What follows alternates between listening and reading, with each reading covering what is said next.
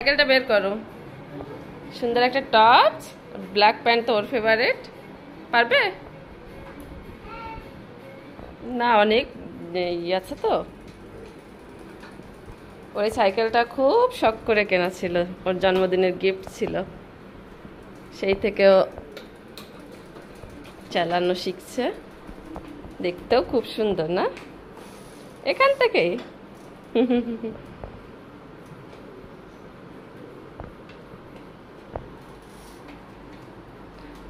ঘরের ভিতর জায়গা নেই, তারপরেও ওর চালাতে হবে। তো যাও তাহলে তাড়াতাড়ি সাইকেলটা চালিয়ে আসো। হ্যাঁ,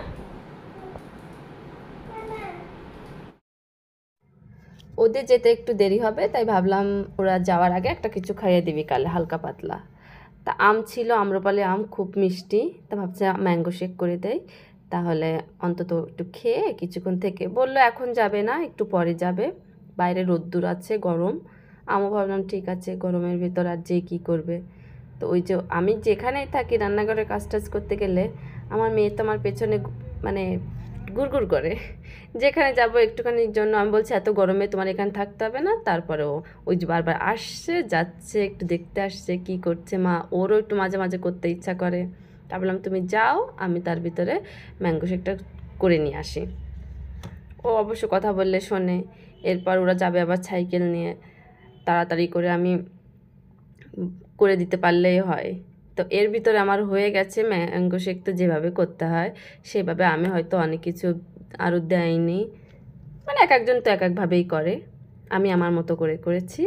খেতে কিন্তু বেশ মজাই লাগে, খারাপ লাগে না।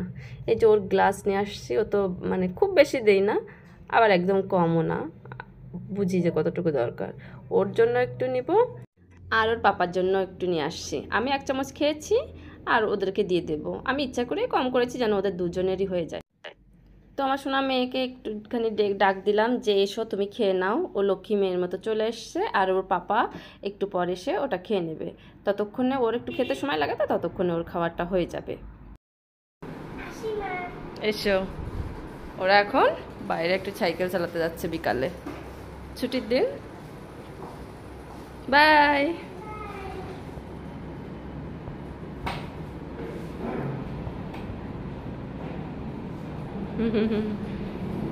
আমি আর কি করি। ওরা সিঁড়িতে নেমে গেলে আমি তারপর বারান্দায় এসেছি, এসে দেখছি যে ওরা কিভাবে যায়। ও আমাকে দেখছে ওখান থেকে, দেখে টাটা করছে। কতবার যে টাটা করতে ইচ্ছা করে। ও যখন থেকে এই সাইকেল চালাই, এই রোডে তেমন গাড়ি চলে না, কোনো সমস্যা নেই। তো ওরা দুইজন এভাবে যায় যে একটা মানে ছোট একটা এরিয়া ঘুরে চলে আসে, বেশি সময় দাঁড়ায় না। আর এখন একটু আগের থেকে অনেক ভালো পারে, এই জন্য দ্রুত চলে যায়। মানে ওর পাপার পিছন পিছন ওই যেভাবে যেতে থাকে। আর বাইরের আবহাওয়াটা মানে বেশ গরম ছিল, আর কিন্তু কোনো রোদ্দুর ছিল না এই টাইমটা, মানে খুব ভালোই লাগছিল। যে ওদের সাথে মনে হচ্ছিল বেরোতে পারলে হয়, কিন্তু আমার অনেক কাজও আছে। ওই যে ওর বাবা সবজি এনে রাখছিল দুপুরে, কিন্তু আমি আজকে সময় পাইনি যে বের করে একটু দেখবো। রান্নাঘরে যা গরম লাগে, আর আমার যেন এখন একটু বেশিই গরম লাগে।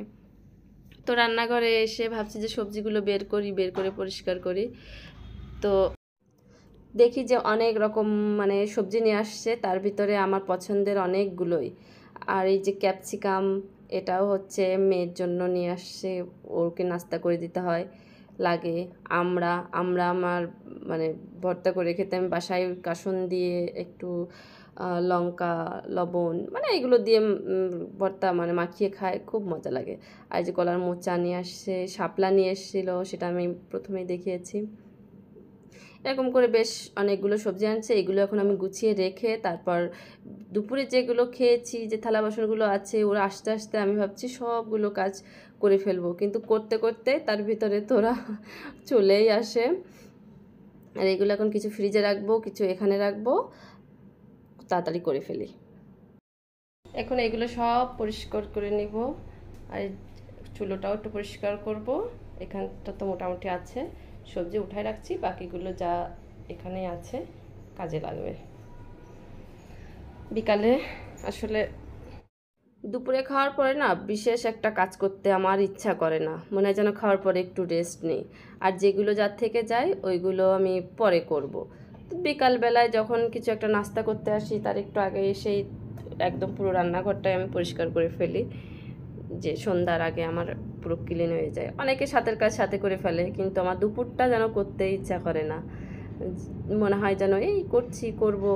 আর ওরা সাইকেল চালাতে গেছে, এখন আমার কোনো কাজও নেই, রান্নাঘরটা গুছিয়ে ফেলবো ততক্ষণের ভিতরে। আর অনেক কিছুই ধুতে হয়, 3জন মানুষ থাকি তা কী হয়েছে, কিন্তু আমার টুকটুক করে যেন লাগতেই থাকে।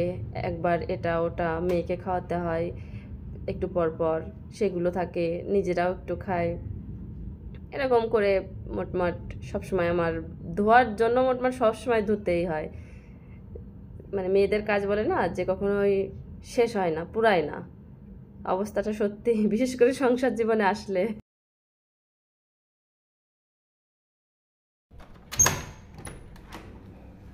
কি ব্যাপার, সাইকেল চালাওনি? হ্যাঁ চালিয়েছে, কিন্তু আমার পাপা লিফটে আসছে, জানি না মনে হয় আটকে পড়েছে। কই তোমার পাপার তো সিঁড়িতে আসে। কি হলো সাইকেল? সাইকেল লিফটে এসে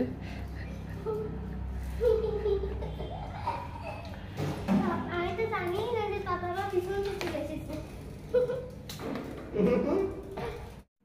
ওরা এখনো ফ্রেশ হয়ে নিল, তারপর ঘরে চলে গেছে, পড়তে বসছে। আর আমি এর ভিতরে আরও অনেক কিছুই করে ফেলছি। তার ভিতরে আমরা কেটে মাখিয়ে নিয়েছি, মানে আমার আর সহ্য হয়নি দেরি, আর আমরা রাখছি ওর পাপার জন্য। এগুলো এখন আমরা খাবো বসে বসে।